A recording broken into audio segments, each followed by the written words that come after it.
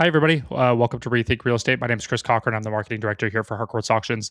We are still in our rerun phase when it comes to rerunning some of the best episodes of our podcast history, just to get us through the holidays and the beginning of 2026. Just wanted to make sure that we push some of the best in the most performing podcasts back to the top, just in case you either missed them or you want to revisit them and kind of take away some new points as we, read a new book. So the one that we're going to redo today is with Long Doan, and this was one of our top performing videos that we ever put out on YouTube, which is tremendous. It's actually Long is a Vietnamese refugee turned into this powerhouse broker owner of Realty Group. They have 650 agents strong.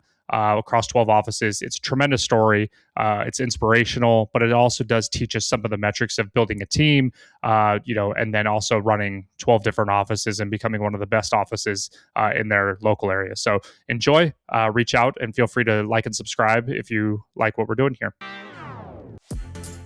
Welcome to Rethink Real Estate. My name is Ben Brady, and this is a real estate podcast aimed to deliver sales strategies, marketing tips, and business insights from industry experts and myself to build a listing-focused business for the future. Let's get into it. Long, welcome to Rethink Real Estate.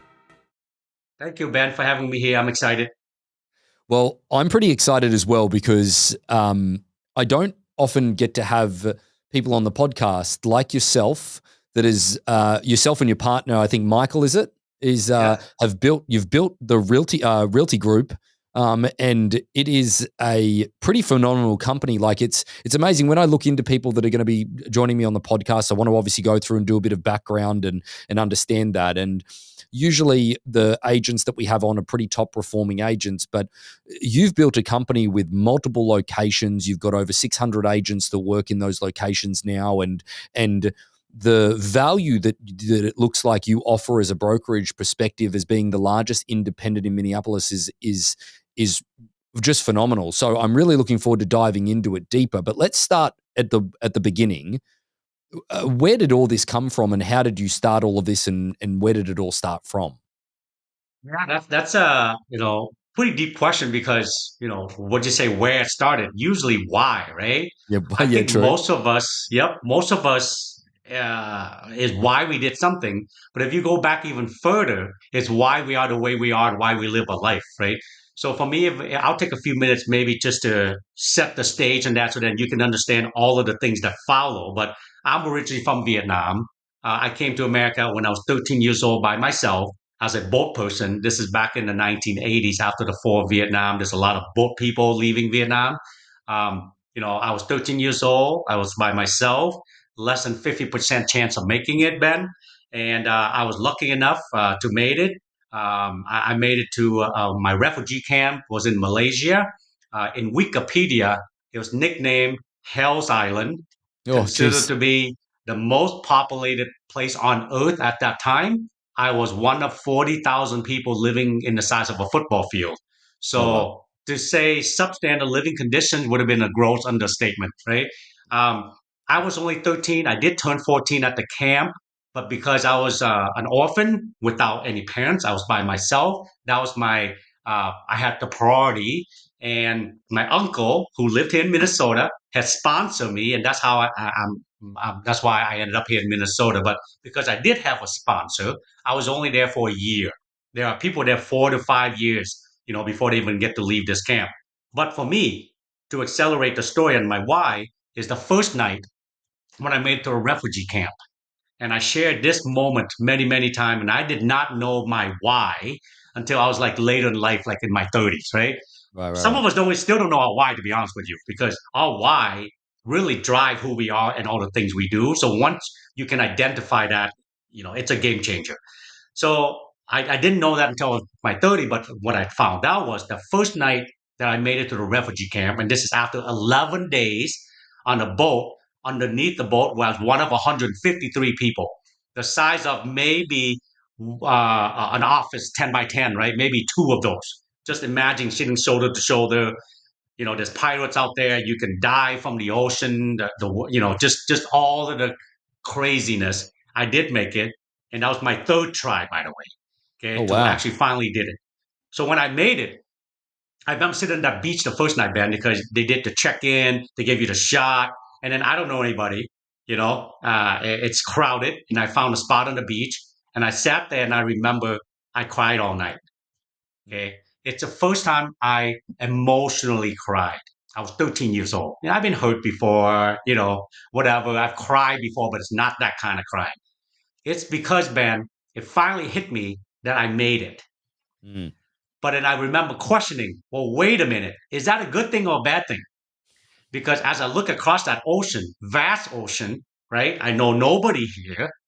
And I'm like, everybody I know and everything I know about life is on the other side of that ocean. And I'll probably never see him again. And by the way, I have not.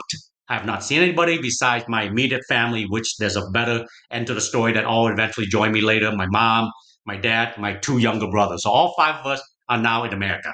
However, at Okay, that great. point, I thought that. And guess what? All my cousin, all my uncle, my grandma, and my grandpa ended up passing away. I've never seen those people again since that day. But I Right. remember that night, I'm like, wait, but I'll probably never see him again. Okay. So is that a good thing or a bad thing? And I also realized that am I lucky or unlucky that I made it? Because half the people, by the way, half the people of the boat people actually die at seas. Okay, that's the statistic. So I was the half that made it. So am I lucky or am I unlucky that I'll never see those people again? And my job was, if I made it, to go figure out how to take care of myself and then take care of my family back home. That's a lot of pressure for a 13-year-old boy, right? Absolutely. So I remember crying, just feeling lost, feeling hopeless, just not knowing anything. And then the sun started to come up and I can hear people waking up. And I did not realize at that moment that actually was my why moment. I remember telling myself I had to make a decision. And I remember the decision I made that day, I did not realize would change the trajectory of my life for the rest of my life. I decided instead of being unlucky, I was lucky. I decided instead of being a victim, 13-year-old refugee boy, making all excuses, what am I supposed to do? I'm by myself, right? I decided I was a victor. And at that moment, I remember telling myself, Ben, put your big boy pants on. You are lucky and go figure it out. And Yep. from that moment on, it was all about survival, take care of myself, take care of my family. But my why is that night on the beach. Now, when I have an opportunity that you should invite me, I'm on. I just met one on one with one of our agents, spent an hour with him just to help him. I want anytime I'm given the opportunity to help somebody, I will. Because that night, Ben, is my why. I never want anyone to feel the way I felt that night. Yeah. Hopeless, helpless, don't know what's going to happen tomorrow, don't have any idea how I'm going to survive. So, answer your question a long way. My why started with that, which lead to who I am and what I do today. After 34 years in a business, I started Realty Group in 2009, and I have a partner, and we started to grow in 2014. But our motto is all about giving back and helping others because we believe real estate, which you run in a business, is a people business, Yep. right? And we believe if you help people, money will come. And essentially, that is the basic foundation of our company. And to help people, we got to find a way to do it, which then allow us to build all those values that you already alluded to earlier that we can deep dive in a little bit as well. Well, I think that, that's an inspiring story. And I want to go back a little bit and just, I'm originally from Australia and coming over to North America. And again, I took a plane. There is definitely not the same story as what you had in any way, shape or form. So your level of tenacity is far outweighs anything that I could ever imagine. So that is absolutely heartfelt. But the interesting part is that I did real estate when I was in Australia and I grew up in an area called Forest Lake. I went to school with probably, I'd say 40% of the people that were at my school were Vietnamese. And, Oh, yeah. and That's probably because Australia so is one of the country they can choose. the only words I know in Vietnamese, I'm not going to repeat because they're only bad words, okay, that I got taught from all my friends, okay. However, the thing I will say that I find amazing is that we had an office in Forest Lake, and I went and started my real estate career there. And three of the best agents that we had were Vietnamese, and the stories that they had, and they were older than yourself, okay. But like, for example, Chris Nguyen was one of the gentlemen who was our number one agent. He did, almost $2.5 million in GCI, and average sale price is $270,000. You add It's up a the lot of volume. transaction count on that, it's a lot of volume. And this gentleman, like, he had a restaurant, he had a karaoke bar in Brisbane, he had all these different things. But when you listen to the story, like, he used to, he grew up in a tin shed, like, with like no running water, and like the situation. And I will say this is that the Vietnamese community was another community I got to be very familiar with, because we managed a large business center close by for our real estate business, and all of the businesses were Vietnamese, right? And they are some of the hardest working people that I have ever met in my life, based on the perspective that they've been given another opportunity external to what theirs is. And it speaks very clearly to some of the stuff that goes on from an immigration perspective within North America. I think that there's a large part of this where immigrants are sort of frowned upon a little bit from some communities, but they are some of the most innovative, hardworking people, because you're getting an opportunity to come to what is, so quote unquote, the promised land. And I think that that's just one of the things that everybody can look at when it comes to hiring people, and looking at where they've come from a level of, like, you could never say that yourself, Long, would ever be entitled in any way, shape, or form, because you've worked for everything that's come your way the whole way through. So again, it's interesting how I can definitely resonate with your story, because I know several people that had been through that, or their parents had been through that, in order to create an opportunity for their family, and they were just grateful the entire way through that journey. Absolutely. Yeah. And yes, similar for us. We both crossed the ocean, but of course, different ways. But, I will say you are totally correct. The immigrants and the refugees, not just Vietnamese, but others, right? We were displaced. We came from almost nothing. We know what it's like to feel lost in a new country. You don't speak the language, you don't know the culture. In many cases, face some discrimination, as you said, because of different communities, just how it's being treated, just because we were different. But you're right. One thing that all the immigrants and the refugees have bring with us is that that hardworking ethics and that breakable belief in the American dream, because we never had those opportunities where we came from. We Yeah, actually exactly have the right. opportunities here. So because of that, we will trade hard work for that all day. Yeah, that's exactly right. Well, again, as we segue into what you've built, and it's amazing to understand how you've built it, is that let's walk into just the structure of your business at this point. I'd love to for you to give us just an overview of Realty Group, the way that it is today, because you've got several locations. Okay, you've got a great agent count, everything along those lines. And I need to point out that you are an independent agency as well. You're not part of a franchise or anything along those lines. So I'd love to just talk about what is Realty Group today from a size perspective, and then let's reverse engineer it from there. Yeah, we have a little over 650 active agents, and we have another smaller department. We call them referral agents. These agents who are not as active, we want them to be over there, and then so that, because when they do real estate, we want them to do it correctly. You Yeah, don't yeah, enough, you don't know, you do it often enough, you don't do it right. So we have about another 120. So our total is about a little over 750, but about 650 active agents. And we have a lot of teams here because we're also team friendly. Because our model is most states, including California and Minnesota, the legal structure is you have to be with a broker to Mhm. conduct real estate business. Some state they also call the word broker, but some call them broker and agents, right? So in our Exactly. state, as an agent, you have to be with the broker to conduct your business. That is legally the structure. However, we understand that it's not why you choose the broker. Because Right. if that's the case, you can go to any brokerages. There are many, many of them. Matter of fact, about 160,000 of them in the country, right? So the broker role we identify early on is the business partner or the business mentor of the agents.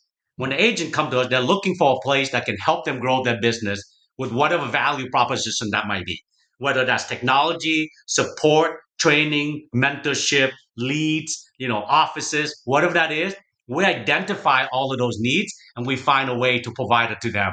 So right now we're about 650. We have 12 offices, and mostly in Minnesota. We are licensed in Minnesota, Wisconsin, only because the border state where we are. And the snowbirds, we just started going to Florida. and then we just did North Dakota only because it's a reciprocity state. So for us, Okay. it's technically Minnesota, Wisconsin. We just added Florida and 650 with 12 offices. Wonderful. Well, hey, I think that first and foremost, congratulations. Obviously, what you've done is phenomenal because Thank you. I just want to I want to look at a couple of different things here because what type of would you be comfortable letting us know what type of volume does all of the company do in general? Like, what's from a Yeah. sales volume perspective? What are you guys doing? Yeah. So obviously, last year or two have been lower than normal, right? The last Of 60 course, years is one of everybody. the lowest. So Yeah, yeah, last yeah. year we did just about 4,200 transactions for about Okay. $1.5 billion. Now in Minnesota, the price point very similar to you in Australia. We're about 340 to 350,000 is the average price point for us. So Yep. we have to do a lot more units, to get the volume. But 1.5 billion in volume, and but prior year, 3 years ago, when things were still good, we were just under 2 billion, That's under wonderful. enough, just enough that we got included in the NAR protection. Because with the NAR lawsuit, and Yeah, anyone doing yeah, over yeah. 2 billion was Yep, excluded. We yep. were like 1.9 and some change. We were literally hundreds of thousands just below the 2 billion mark. Yeah, and you and I share the same thing for our network as well. We were just below that bracket. I'm like, Yeah, yes. I know, right? So At first, we were yeah, disappointed for a long time. Man, we should have got over yeah. 2 billion, right? And when that came out, like, Do you know the thing that I do love about a state where I've got to be honest though, like it's more expensive than I thought when I was looking on your website and looking at the inventory than you've got. Like the average sale price in many of the areas that you guys are specializing in can be anywhere from 1.2 to $2.5 million in some places. I've yeah, seen a lot of those listings. But the thing that I will say is that our company does quite a lot of business in Oregon, and that Oregon price point is much less than what our California or mhm, Southern California price point yep, is. But those agents tend to be some of our very best because of the cadence of deals that they yeah, do. They have a great exactly. muscle memory. They don't do 2 or 3 a year, or they don't need to just do 2 or 3 a year to make a pretty good living. It's that Yep. volume. They're the type of people that are probably the absolute experts that you want representing you in one of the biggest sales of your life because of that volume that is being done, right? Absolutely. And that's why we Yeah. move those agents to our referral program when they do two or less transactions, because for that exact reason. So you're not doing enough to know what you're doing, right? Yeah, that's right. Now, the thing that I'd love to ask about, how have you primarily recruited agents? Because I've noticed that you offer a lot of education, you offer to get your license within your education program, like you've got kind of like an academy as well. Yeah. Is that a primary source for you to recruit, or are you doing So, experienced recruiting? first of all, we believe, again, we believe we're in a people business, right? Mhm. And real estate is what we happen to be servicing. It is the largest financial transaction people lifetime, and is one of the most emotional one as well. But for us, knowing that, we want to go after people who are good at what they do because we want to have a good brand. So there are many, many good brokerages out there. So for us, one of the the way we want to go about it is we never want to put anybody down to make us look better. So we Okay. only highlight what we offer, and Yep. we believe that it's an alignment. What I mean by that is agents might be with so and so company for 8 years, but now where they are in their journey, in their life or their career, they might go, okay, time for me to make a change, and we Right. want to be that option. So the strategy we have had is build relationship. So we do a lot of events. We speak a lot of events. We hold events. We invite people to. We do a lot of social media. And we literally took my first 3 years in the industry, Ben. I don't know you know this about me, but when I started Realty Group in 2009, I was an active broker. And you remember, Okay. right? 08, 09, 2010 there. Oh yeah. So Perfect timing. I know, right? I came from the mortgage side, my first 15 years, to this side. And you know what? As a business owner, I look at the leading and lagging indicator. And what was happening on the mortgage side, I'm like, those deals got to come out this side as a foreclosure. Over leverage, 100% investment property, zero down, 500 score. You know what I'm saying? No reserve. So you know that's going to happen. So I went to real estate and I went right into foreclosure. I closed a Right. thousand transactions my first 3 years, and I Oh thought that wow, was geez. normal. 300 transactions a year. I didn't know most people do 3 to 5, right? So, but because of that, I was able to create a lot of relationship in those transactions. But what I also believe is taking that same business model as an agent. This is the progression. Real estate agents, most will stay solo agents, and they do fine. But if you join a team, sometimes you do better. You might then start a team, and then you might start a brokerage. All the same type of work, it's just scaling after that, right? So for me, what I did was an agent, productive. I took the same playbook when I was a broker recruiting, meaning I still go out and meet with agents and other brokers to network because you never know when they're going to be on the other end of a transaction, right? Funny when you know somebody, a transaction go a lot smoother when you know the other agent on the other side, right? So that's something I've always done. So I've done that. I network with agents 3 to 5 a week, 3 to 5 a week. That was my cadence. I would meet with new agent I haven't met before, or meet again with somebody I met already. So I find out what they do. I find out, make sure they like me and trust me. I want to make sure I like them and trust them because those are the ones I'll meet again for the second or third time. So because of that, they constantly know me, they like me, they trust me. And then I want them to know if you ever look to make a change or explore other options, I want to be that person you talk to. So I never go in as a recruiting meeting. I go in as a networking meeting. With that being said, it didn't take long before people go, so what do you have over there? Yeah. No, because now they trust me and like me. They let their wall down because I'm not like all the other recruiters that's selling them, pitching them on why our company is better. To be honest with you, I don't know if mine's better because I Yeah. got to know about your business first, right? To see if it's a good fit. So then I That's it. always talk about alignment. So based on where your business are, whatever you're looking to do, that you share with me, we have those solutions here. So I believe we're in alignment with you. So let's talk more. So that Yeah. was pretty much our strategy. Also, as you know, people work with people they like and trust. They can't like and trust you unless they get to know you. So in addition to my meetings, we also do the campaign, the marketing, just like we would if I was an agent to sell. I use social media to stay in front of people. I do mailer, I do postcard to agents. Now, my database is not buyers or seller. My database are agents, right? Yeah. So stay in front of people and the art of nurturing relationship. So Yeah. I'm big on acronym. Anyone who knows, you know, because acronym is how I remember things, right? Art of nurturing relationship. We're in a business, people business, Ben.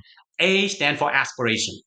Aspiration is in the top of the funnel. People only aspiring. So if they're a buyer seller, they're thinking about maybe moving because their cousin just went to a new neighborhood they really like. Maybe they want their friend to come live by them. Maybe they're having a kid, they need a bigger house. They're aspiring. Same with the agent. Maybe they're thinking about switching brokerages, but they're not really sure, right? R is research, little low down the funnel. Okay, I think I would like to know a little bit more now. I Yep. want to make sure I'm there when in the research space. T is transactional. I got to make a change in the next 6 months, right? I want to buy a house in the next 3 months.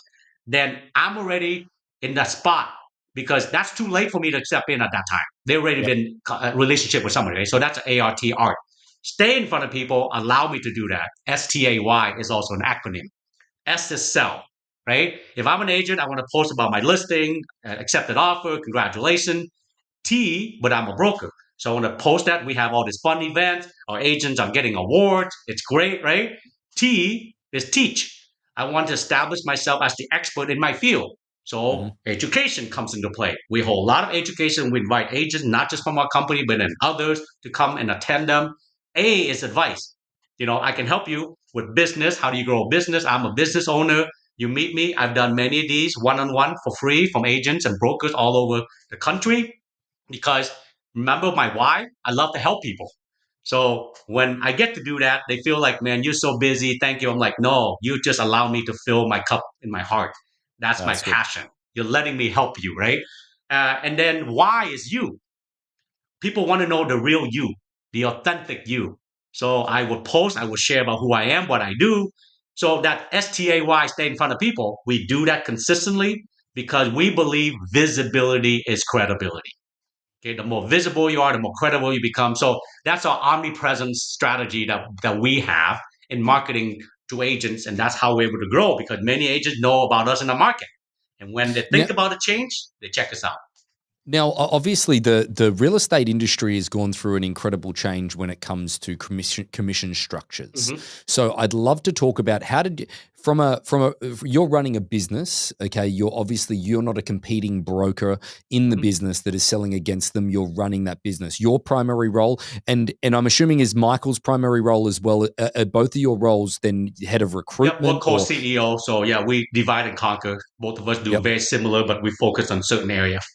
Okay, wonderful. And then as far as the structure that you guys have come up with, because obviously you've got to run a profitable business. There's no doubt about it. The Yep. profitability of brokerages, I think, is one of the things that is definitely under siege at this point within the industry. Mhm. I liken brokerages the same way to the yellow book pages or yellow pages books that were out there for Today. quite some times. Is that Right. it's something that I don't believe is going away in a very quick time frame. I think we're 10 or 15 or 20 years away from it going away, but it gradually is getting less and less and less and less and less profitable because you're battling against companies that are publicly traded elements like a Compass or like an EXP or like a Real, where they actually don't have to make money. They can just rally it against the stock market in order for the stock price to keep going up. So as an independent, and we are relatively independent as well, is that I know that profitability margin is really difficult. So how are you guys structuring yourselves from a financial perspective? Great question.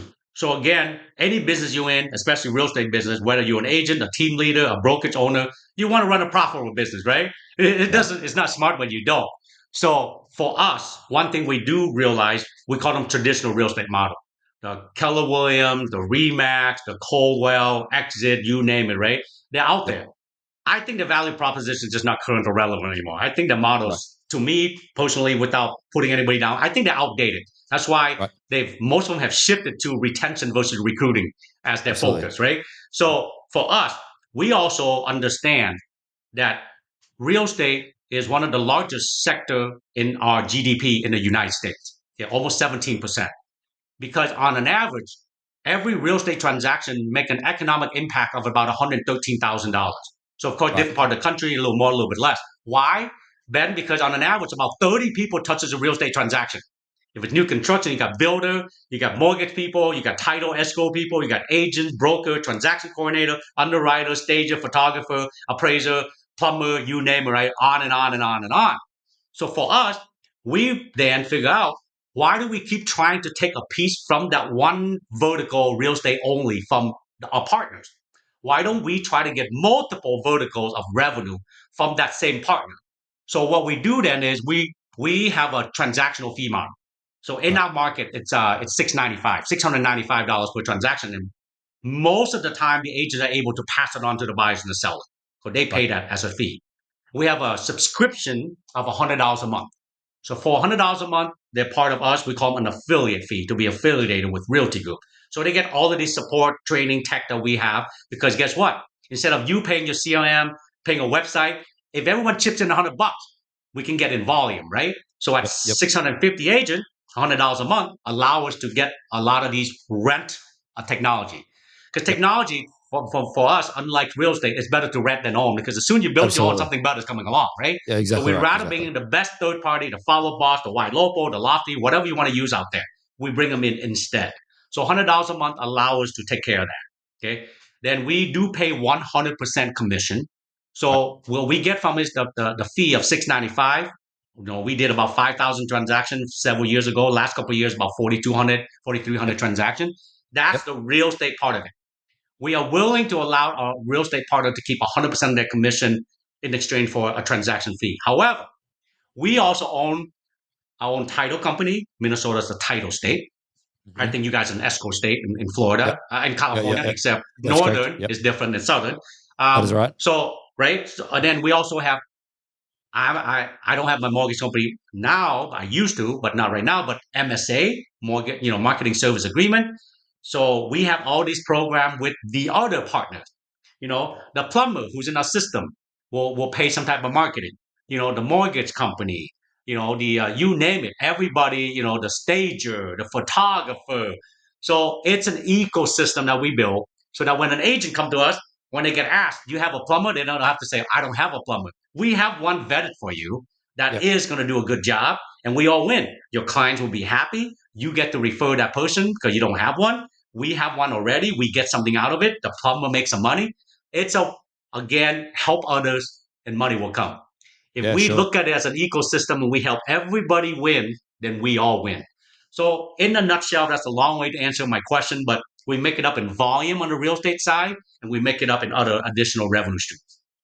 Now, the thing that I want to make sure that I'm conscious of time here, and I want to just sort of like wrap things up with a little bit of a perspective from you. I want to understand from your side of your business, what does Realty Group look like in the future? What are you building to? Because it's all great to have your own why, but what is the company's why, and what are you building towards? Or is it just continue to grow as big as you possibly can? Obviously, you're moving into Florida.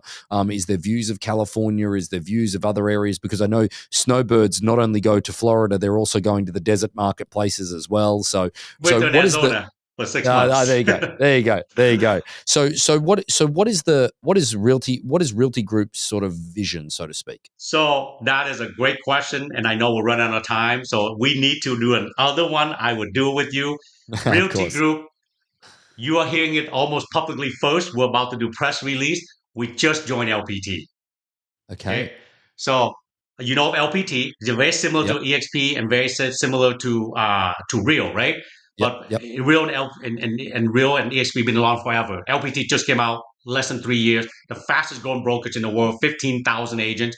The reason we like them is this: we believe if we're not growing, we're dying. And to Right. grow, you must change.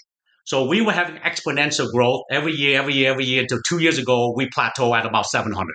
Why? Okay. Because we keep bringing another 100 leave, either get out of industry or go to places where they feel like they can participate in the health of the company, like Right. stocks, opportunity, residual income opportunity. We also like LPT because they're not competing in the same space as EXP and Real, which many of my friends are. And by the way, LPT has a 100% option, and our agents are used to 100% option. So 80% of our agent that we just transfer now, literally since you and I started, scheduling for this. So we'll go through that transition right now. I did elect to stay at 100% model. The other 20% are going to the other option because it unlocks more stocks and more residual. So Right. the answer to your question is we took what we thought was great and we added LPT to it because it's an enhancement. We did not replace, we did not change anything. We just added another piece to what we already have. And our agents now also have more options. Right. So as a broker and a business owner, I think one thing you need to do is make a decision. Either just be a boutique and super focus on just your hyper local business, Right. or have options Yep. to grow. So what it did for us is remove the borders. We now go 50 states and Ontario and Alberta, right? For now, Right. as LPT is in. We now retain the same system. We still keep our $100 a month because that's the structure we have with LPT. And we are able to now go back to growth mode again, where we can double, triple just in our market. But now we can go into many different markets as well. So I know you didn't even know about that because I didn't even have a chance to update you on that. And that question, you now get the exclusive on telling people about this before other people even know we joined LPT. Well, I think that it'd be great that obviously we'll probably have you back on here in the next 6 to 12 months and make sure that we can follow the journey along because, again, I love the charisma that you've got and the energy that you've got and ultimately the story of where you've come from as well resonates as well, Long. So I really appreciate you being on Rethink Real Estate today. I know that the crowd has gotten a lot out of it. So thanks so much. Thank you. So about 75% of our audience hasn't liked, followed, or subscribed to our podcast.